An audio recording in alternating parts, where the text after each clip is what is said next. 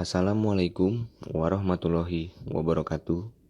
Salam sejahtera bagi kita semua.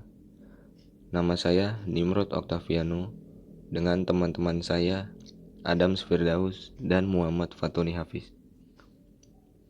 Pada kesempatan kali ini kami akan mempresentasikan sosiologi perilaku menyimpang tentang tawuran antar pelajar. Kami juga sudah mewawancarai seorang mantan pelaku tawuran. Sebut saja namanya sebagai Amer, berusia 21 tahun, berjenis kelamin laki-laki, bekerja sebagai serabutan, tempat tinggal di Jakarta. Tawuran atau tubir adalah bentuk kekerasan dari antar geng sekolah dalam masyarakat urban di Indonesia. Wiromoto sebagai sosiolog Indonesia berpendapat bahwa tindakan tersebut merupakan salah satu cara pelajar menghilangkan stres selama ujian. W.D. Mansur juga berpendapat bahwa tindakan tersebut dilakukan bukan akibat dari faktor pribadi, melainkan berasal dari pengaruh lingkungan di sekitar, serta prasangka dari masyarakat. Tawuran antar pelajar biasanya memiliki rasa permusuhan yang diwariskan secara turun-temurun. Adapun beberapa macam tawuran antar pelajar, yaitu antar sekolah yang berbeda yang bersifat insidental, di mana kedua belah pihak sekolah secara tidak sengaja bertemu dan saling melontarkan kata kasar yang berujung perkelahian atau tawuran.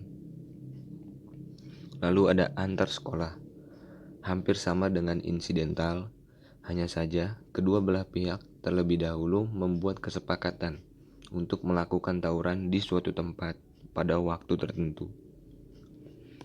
Lalu antar geng pelajar, di mana kelompok pelajar merupakan gabungan dari beberapa sekolah. Lalu ada antar kelas yang berbeda, di mana kedua kelompok pelajar yang melakukan perkelahian berasal dari sekolah yang sama, hanya saja berbeda kelas atau tingkat. Undang-undang tentang tawuran. Bagi pelaku tawuran dapat dikenakan Undang-Undang Pasal 170 dan Pasal 358 KUHP yang isinya mereka yang dengan sengaja turut serta dalam penyerangan atau perkelahian di mana terlibat beberapa orang, selain tanggung jawab masing-masing terhadap apa yang khusus dilakukan olehnya, diancam dengan pidana penjara paling lama 2 tahun 8 bulan bila akibat dari penyerangan itu ada yang luka berat.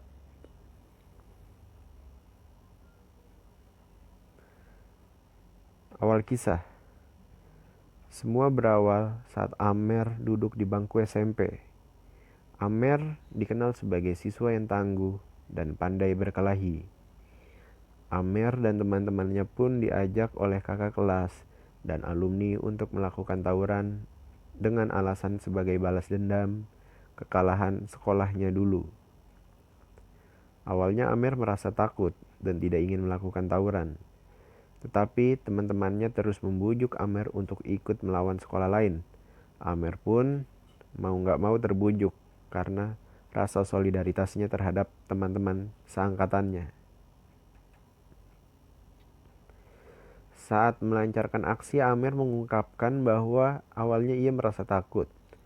Tapi lambat laun ia merasa terbiasa melakukan tawuran. Amer mulai terbiasa karena ia membawa wapak atau sejenis jimat atau ilmu kebal. Amer mengatakan bahwa tawuran yang ia lakukan sudah tidak terhitung jumlahnya. Biasanya Amer melakukan tawuran pada saat malam hari. Kelompok Amer dan kelompok lawan sudah terlebih dahulu menyepakati akan bertemu di suatu tempat. Amer mengatakan bahwa ia hampir membunuh lawannya. Hal terburuk yang dialami Amer adalah saat ia sempat dikeroyok lawan menggunakan tongkat dan bambu. Ia juga sempat masuk rumah sakit. akibat luka-luka berat yang pernah menimpanya. Hingga sampai tingkat SMA pun Amer masih sering melakukan tawuran. Semenjak lulus SMA, Amer sudah jarang melakukan tawuran, meski kadang ia hadir sebagai alumni untuk membantu adik-adiknya. Namun, sekarang Amer sudah tidak pernah melakukan tawuran lagi karena ia harus bekerja untuk mencari uang. Nah, apa yang dapat menjerat Amer atas tindakan Amer tersebut? Atas tindakan yang telah Amer lakukan, ia dapat dikenakan pasal 358 KUHP yang isinya mereka yang dengan sengaja turut serta dalam penyerangan atau perkelahian di mana terlibat beberapa orang selain bertanggung jawab masing-masing terhadap apa yang dilakukan olehnya, diancam dengan pidana paling lama 2 tahun 8 bulan. Bila akibat dari penyerangan itu ada yang luka berat, dengan pidana paling lama 4 tahun bila ada yang mati. Nah, ini di sini ada suatu quotes dari Amer yang isinya adalah pelajar yang baik adalah mereka yang mengikuti aturan dan menuntut ilmu sebagai bekal masa depan. Raihlah cita-citamu dengan belajar dengan sungguh-sungguh. Ya, sekian dan terima kasih. Mohon maaf atas apabila ada kesalahan.